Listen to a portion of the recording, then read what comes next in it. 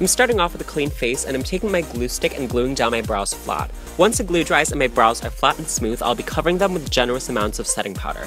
Now that we have a blank smooth canvas, we'll be diving into the paints. I'm using Wolfe FX water paints for this look as per usual. I'm taking their white paint and covering the center of my face as I want the face to be quite light in the middle and get darker towards the outside. Once the center of the face is white, paint the perimeter blue and be sure to blend this towards the center of the face as well as down the neck and exposed chest. To marry together the white and blue on the face, I've actually decided to create a gradient of yellow and green, so I'll be applying green face paint to the edge between the white and the blue on the cheek and blending this out. Over top of that, I'm applying an acid green pressed pigment from the Decay electric palette, as well as the teal color from the same palette.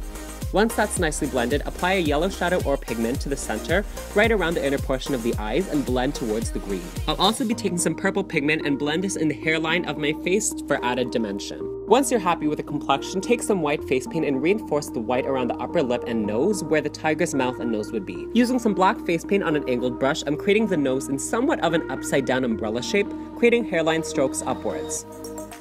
Now you're going to create a secondary line connecting the tops of the nostrils and fill beneath that with black, and there should be half a centimeter of blank space between the nose you created and the line you just created afterwards. Here I'm creating some whiskers outwards from the nose, and now I'm taking a line, extending it from the middle of the nose down to the lip as many cats have. Now fill in the lip with some black body paint. Red lipstick is also an option, and from the sides of the lip I'm creating a line extending outwards and curving upwards to create the shape of the mouth that many cats also have. From the sides of this U shape, create whisker-like lines going in towards the nose and then create random dots to resemble whiskers. Taking a break from the mouth, I'm drawing some winged eyeliner on the eyes. Here I'm using just basic gel liner.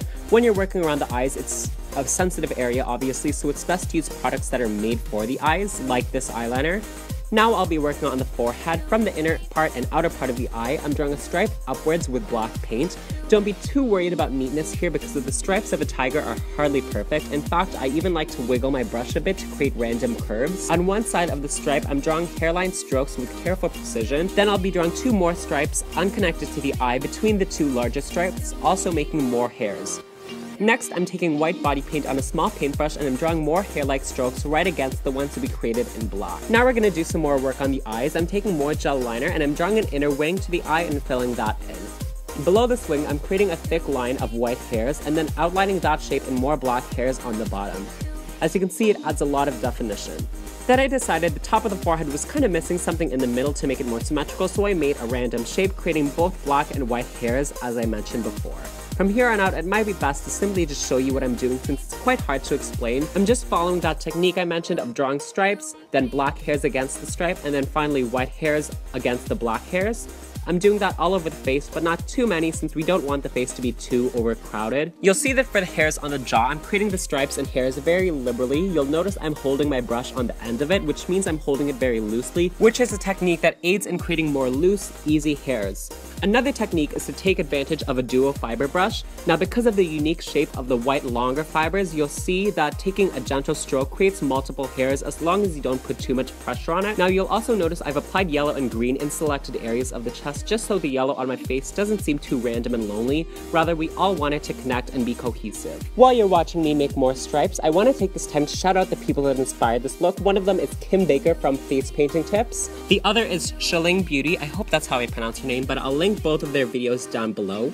Now when you're finally done painting, you can finish off the look by applying mascara. This is going to be one of the only times you'll see me not put on fake eyelashes. But I'm also going to apply these white colored contact lenses. They're totally optional. I think the makeup is cool enough without them, but if you have colored contacts, they're a great Halloween accessory.